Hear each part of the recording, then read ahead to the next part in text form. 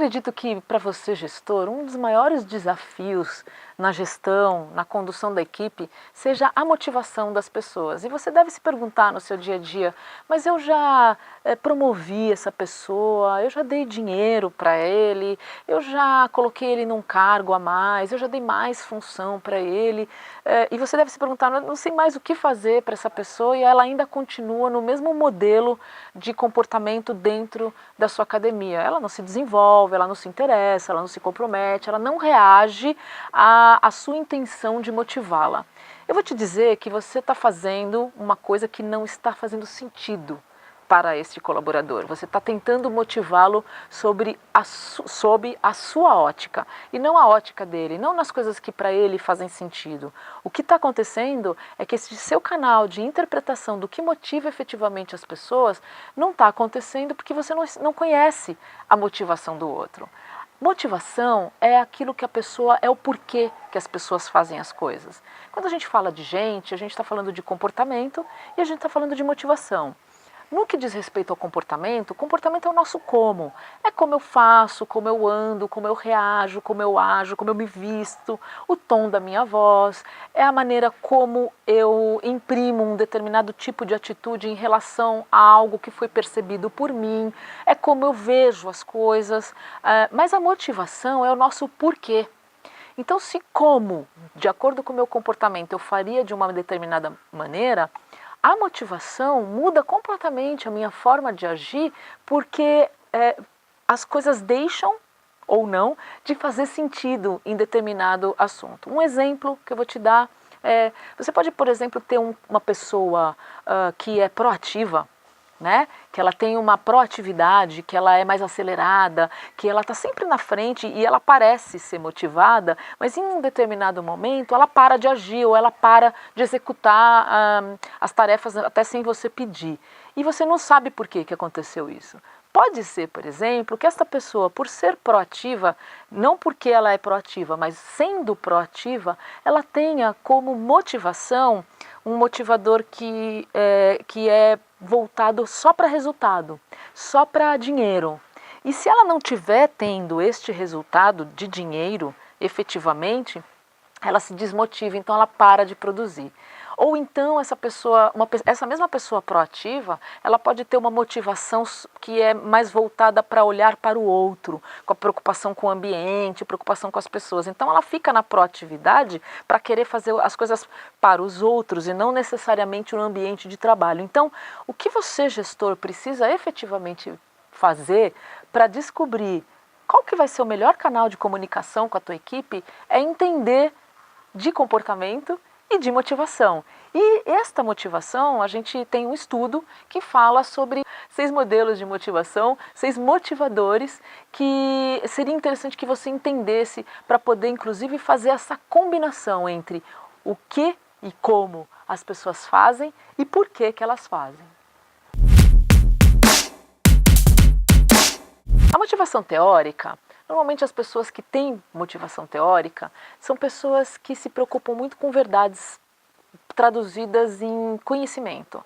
Então, o que as motiva é o estudo, é a cognição. Então, elas querem aprender cada vez mais em busca de uma verdade ou de uma inverdade. São pessoas que normalmente quando eles não sabem, eles vão buscar. Então são pesquisadores, são pessoas que estão sempre com um livro, com uma apostila, com um curso novo. Eles até fazem curso que nem tem muito a ver com a profissão deles, mas eles precisam estar se alimentando e se nutrindo de informação. Um professor de musculação que ele usa muito termo técnico, ele usa muita nomenclatura, ele fala mais difícil, ele é apoiado em muita informação, ele vai buscar referência. Quando a gente fala de comportamento, normalmente este perfil está associado a um modelo de comportamento que é um cara normalmente mais racional, que busca esse tipo de informação e está apoiado em processos, mas não necessariamente, porque como eu te disse, o comportamento é como e a motivação é por quê. Então, independente do comportamento, o motivador teórico faz isso. E que ele pode ser de um outro comportamento que não seja necessariamente ligado a processo e método, mas ele gosta de conhecimento. Então, esse cara é bom você usá-lo, por exemplo, ele vai se motivar para você chamá-lo, por exemplo, para construir a metodologia de trabalho da tua academia, principalmente no que diz respeito a treino, a periodização, ou se a pessoa é da motivação teórica, né? Ele é teórico e ele trabalha com vendas, como que ele constrói o processo de venda, como que ele faz reciclagem de treinamento, como que ele constrói, por exemplo, o que falar com cada tipo de cliente. Ele vai adorar estudar para poder te dar essas respostas e poder te ajudar, inclusive, na construção de mais conhecimento para a equipe. Então, envolva-o nos programas de reciclagem, nos programas de treinamento e desenvolvimento, inclusive nos programas de avaliação de desempenho. Ele pode te ajudar a construir este material todo para avaliar toda a sua equipe. Então, é uma excelente pessoa para te ajudar com informação, com conhecimento, com processo, em busca de uma verdade, de excelência, de qualidade na tua academia. Sabe aquelas pessoas que são workaholic, que fazem as coisas tudo correndo, que fazem muitas coisas ao mesmo tempo, que parecem que são pilhadas, que você conversa com elas, elas acabam até te interrompendo e elas já querem fazer, sem até nem pensar direito no assunto? Normalmente, pessoas assim, e você deve ter pessoas assim lá na sua academia, têm uma motivação chamada utilitária. Essas pessoas não se importam de trabalhar para você horas a fio, muitas horas por dia, fazer várias tarefas, cumprir várias coisas, desde que elas entendam ou sintam ou percebem que estão tendo um retorno em relação a isso, um retorno sobre o tempo e a energia que elas estão se dedicando a uma tarefa ou uma função lá na sua academia, que pode ser em dinheiro, que pode ser em reconhecimento, em elogio, que pode ser através de uma promoção, um presente. Então elas têm que saber que o tempo que elas estão se dedicando está fazendo sentido para elas, que elas estão tendo um retorno sobre essa energia, sobre essa dedicação que eles estão te dando em termos de tempo, energia e trabalho. Então, enquanto um motivador teórico, né, a pessoa que tem uma motivação mais teórica, ele busca a verdade, ele quer estudar, o motivador utilitário quer saber o que faz com isso. Então, ele quer botar coisas em prática. Então, normalmente, o que você pode utilizar pessoas que têm essa motivação?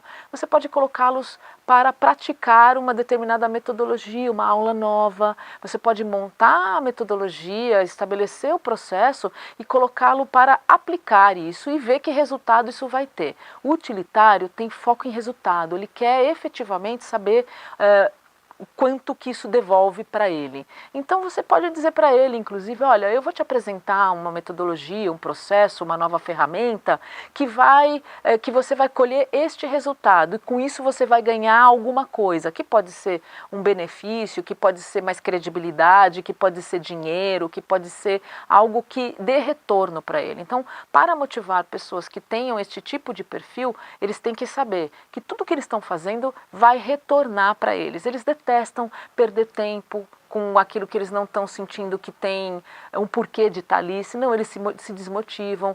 Utilitários detestam sentir que eles estão se dedicando a algo para que essa coisa aconteça, seja realizável e realizada, e tem alguém que esteja empatando, né? Então ele percebe que ele está gastando tempo à toa, ele para de fazer. Quando você perceber que uma pessoa que normalmente trabalha muito, é bastante acelerado, é proativo, vem para cima, quer fazer um monte de coisa, é porque ele não está vendo que o que ele está fazendo, a dedicação dele está dando retorno para ele. Então é a hora de você intervir e perguntar, o que aconteceu? Você não está conseguindo enxergar que isso que você está fazendo está te dando um resultado, está te dando um retorno? O que você tem para me dizer a respeito? Aí sim ele pode te dizer, eu estou gastando tempo à toa, ou eu não estou sendo valorizado, ou eu não estou ganhando o dinheiro que eu acho que eu mereço, e aí por diante. Aí você consegue, ao entender isso, trazer ele para perto de você e estabelecer uma excelente relação de custo e benefício, que é o que o utilitário gosta.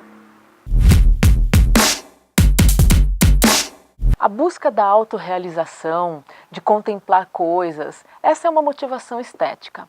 A estética, ou o motivador estético, pessoas que são assim, eles têm um olhar subjetivo sobre as coisas. Ele entra num ambiente, por exemplo, ele começa a perceber a harmonia do ambiente. Ele não consegue trabalhar num local muito cinza, muito só organizado. A organização tem que ter um quê de belo, tem que fazer e que faça sentido para ele. Uma pessoa que tem esse tipo de motivação tem muita dificuldade em processos que não tenham essa subjetividade incluída ou embutida. Que é um exemplo muito prático, é a planilha. Um cara que tem a motivação, uma pessoa que tem a motivação estética, ele vai olhar para uma planilha e vai procurar cor na planilha. Ele vai procurar se todas as fontes estão harmoniosamente colocadas, se não tem... se não está destoando uma fala da outra. O estético ele tem muito este olhar de harmonia do ambiente, harmonia entre as pessoas. Ele é uma pessoa dedicada, mas ele tem um tempo limite para isso. Ele sabe definir bem o tempo dele. Então o tempo que ele está trabalhando tudo bem, ele está lá dedicado e ele vai fazer deste ambiente de trabalho algo muito harmonioso, mas ele vai haver um momento em que ele precisa parar para ir relaxar, ter qualidade de vida. O estético, né, a motivação estética, ela busca equilíbrio. Então ela busca equilíbrio tanto na vida pessoal, quanto na vida profissional, quanto na vida amorosa. Tudo isso tem que ter muito sentido, tem que estar interligado. Essas pessoas são muito legais para você utilizar na sua academia, e eles vão se motivar com isso, de você trazê-los para eventos. Então, por exemplo, a decoração de um ambiente de evento. Esse cara da estética serve muito para isso, porque é uma coisa que para ele faz muito sentido.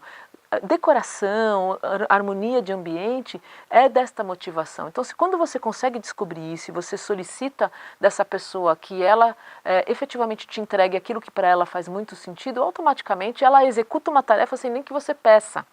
Então, o estético, ou a motivação estética, é essa pessoa. Ela tem que ter equilíbrio de ambiente. Como você tem uma equipe diversa, provavelmente na sua equipe você tem vários tipos, tanto de comportamento quanto de motivação, você tem que estar muito atento para perceber individualmente o que satisfaz as outras pessoas. E lembra de uma outra coisa.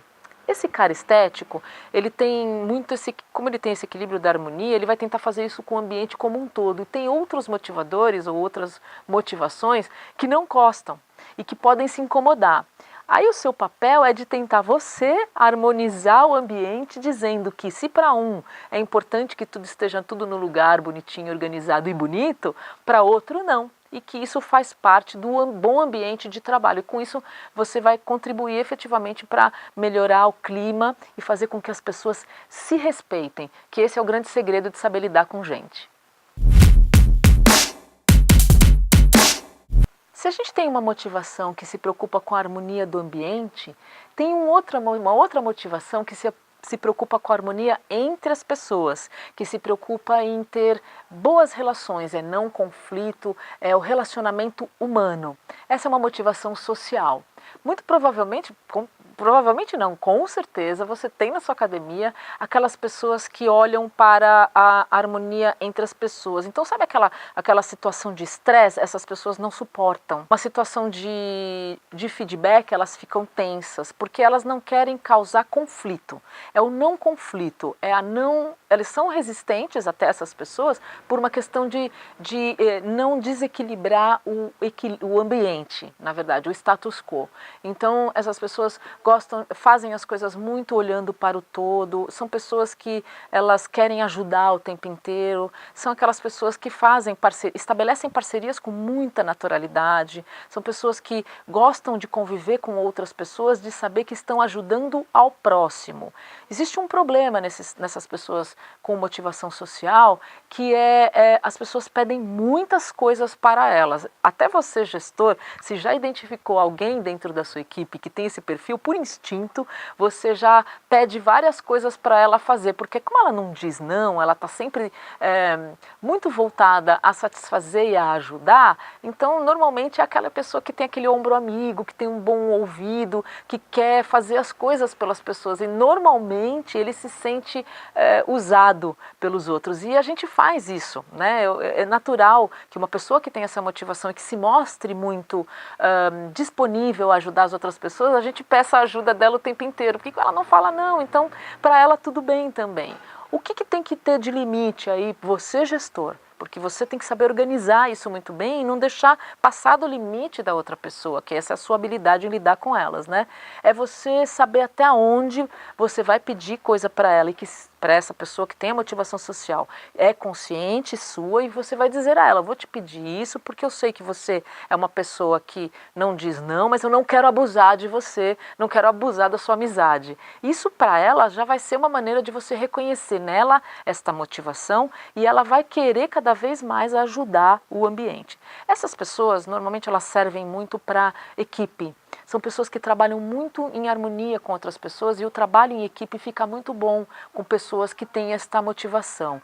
Então, o que você pode usar essas pessoas para o bem delas e para o bem da tua empresa é reuniões. Por exemplo, elas podem ser pessoas que arrume o ambiente da reunião para deixar todo mundo confortável. Você pode pedir para ela montar um coffee break, ela sai para comprar as coisas.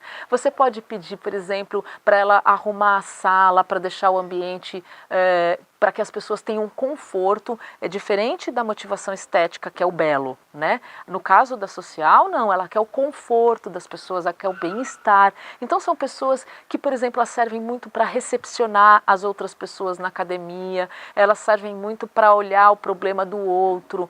Por exemplo, você pode até colocar essas pessoas na linha de frente para entender quais são as necessidades do cliente na sala de musculação. Se você quiser fazer, por exemplo, uma pesquisa de satisfação, essas pessoas com motivação social são ótimas, porque as pessoas se abrem com elas. São aquelas pessoas que têm sempre um tempo para se dedicar ao outro, né? Então você pode usá-las para o benefício do outro e da sua empresa. E elas não vão se sentir mal não, porque relacionamento humano, relacionamento com as outras pessoas, sabendo que elas estão de alguma maneira ajudando o ambiente como todo, para elas é um motivo de se sentirem motivadas, de quererem ajudar cada vez mais. Então, deixe claro que você não está abusando dela, mas que você vai gostar muito de saber que elas que gostam de ajudar as outras pessoas, estejam efetivamente ajudando não só a equipe, como a você, gestor, como os clientes também.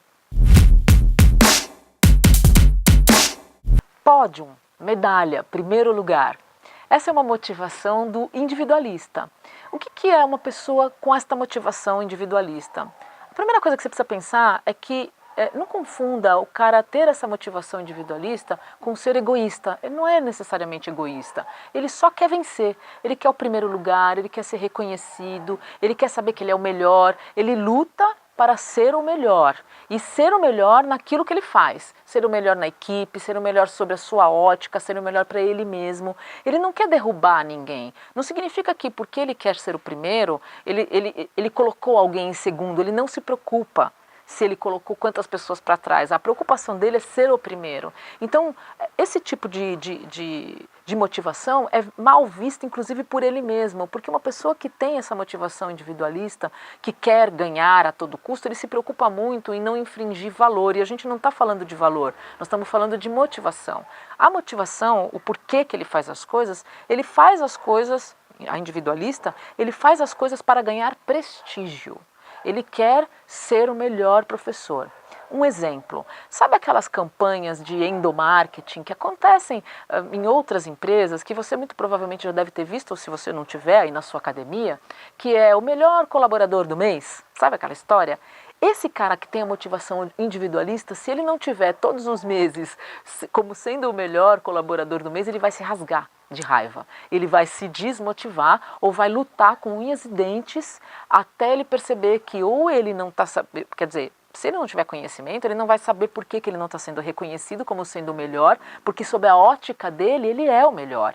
E você, gestor, precisa dizer para ele que as outras pessoas também têm as suas motivações e têm também os seus pontos de vista e também estão lutando para conquistar um lugar, né? Um lugar de destaque, uma posição de destaque.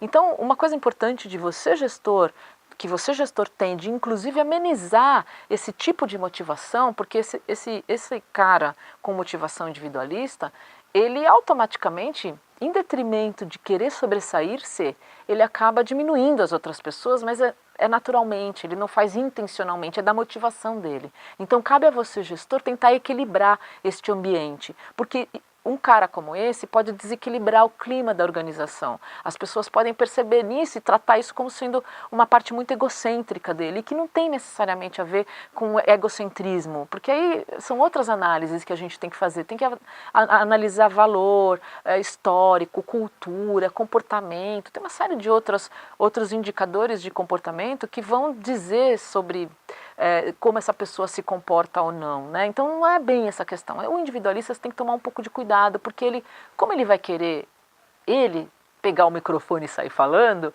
ele pode diminuir as outras pessoas naturalmente. Então você tem que ser esse balizador, de deixar a equipe muito consciente de que isso é apenas uma motivação, que a intenção dele não é derrubar ninguém, e deixá-lo muito confortável de querer conquistar o espaço que ele acredita que ele merece, porque se ele faz isso, ele está te entregando o melhor dele, e também você não pode diminuir isso, você não pode impedir uma pessoa de motivacionalmente, seja ela qual for, principalmente no caso do individualista, que é um cara que quer crescer, de querer isso, porque se você fizer isso, você vai estar impedindo que ele entregue o que ele tem de melhor, que é querer vencer cada vez mais. E quando ele faz isso com ele faz isso com você naturalmente. Então, este equilíbrio é muito importante que você tenha e que você tenha bastante discernimento e bom senso para equilibrar este ambiente. O individualista, ele não se preocupa muito se o ambiente está ou não harmonioso, ele se preocupa um pouco com ele.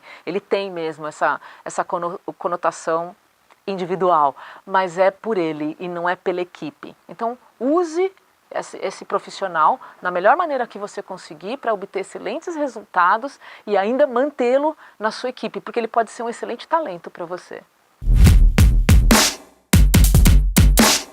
Pessoas que seguem regras, que seguem processos, que seguem procedimentos e que cobram isso das outras pessoas. Essa é uma motivação tradicional. Só que essas pessoas, elas têm aquela coisa da família, sociedade, tradição, regra, processo. Elas se incomodam demais quando as outras pessoas não cumprem estas regras. E você tem um trabalho com esta pessoa que é dizer a elas que nem todas as pessoas pensam como elas, porque dentro da motivação, do porquê de cada uma das pessoas, para eles aquilo faz muito sentido. E você que é gestor, que provavelmente tem a sua própria motivação e o seu próprio modo de ser, agir e reagir, você também tem que fazer essa adaptação em cima das pessoas que você convive. Então eu sei que isso não é uma tarefa muito fácil não, mas o tradicional, ele tem regra própria, e ele cobra isso do ambiente, principalmente do ambiente de trabalho. Um exemplo são os guias, os processos, os métodos, os procedimentos. Se você marcou uma coisa com um cara tradicional, ele vai querer cumprir aquilo.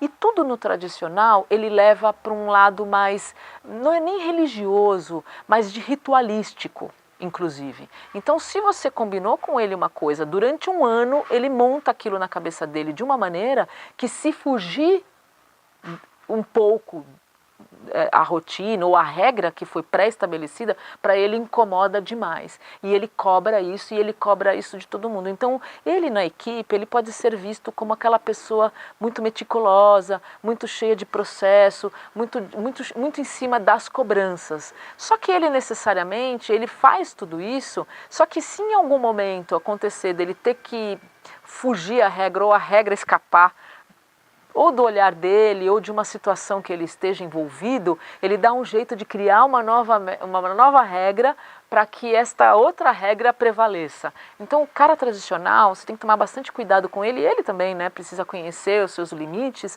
para não ficar aquela pessoa que fica dando desculpa para tudo. Então, um exemplo, você tem que me mandar um relatório toda semana. um exemplo de tradicional. Aí ele te manda um relatório toda semana. Em algum momento ele esqueceu por algum motivo, ou não deu tempo. Aí ele dá uma desculpa ou ele cria uma nova regra para justificar o motivo pelo qual ele quebrou a regra anterior. Isso é um balaio de gato, na verdade. É um grande desafio para você, como gestor, principalmente se você não tiver essa motivação, e é também um grande desafio para as outras pessoas. Motivar uma pessoa da tradição é cumprir. É fazer cumprir aquilo que foi combinado. Então, se você combinar com ele alguma coisa, cumpra o que foi combinado com ele. E deixe muito claro para ele qual será o próximo passo. Porque o cara da tradição, o tradicional, ele é uma pessoa que tem rotina, que gosta do dia a dia, que não tem problema em ir todo dia para a academia e sair todo dia. Ele faz as coisas todo dia de uma maneira muito óbvia, que para ele é muito bom. Gestor, o que não dá certo no que diz respeito a motivar as pessoas da mesma maneira. Isso não dá certo. E por que isso acontece? Isso acontece porque você, gestor, tem as suas motivações pessoais. Então, veja quais são as suas motivações pessoais, mas principalmente identifique a motivação das outras pessoas, como cada uma delas percebe o ambiente e age e reage. Tanto no como, que é o comportamento delas, quanto na motivação, que é o porquê que elas fazem as coisas.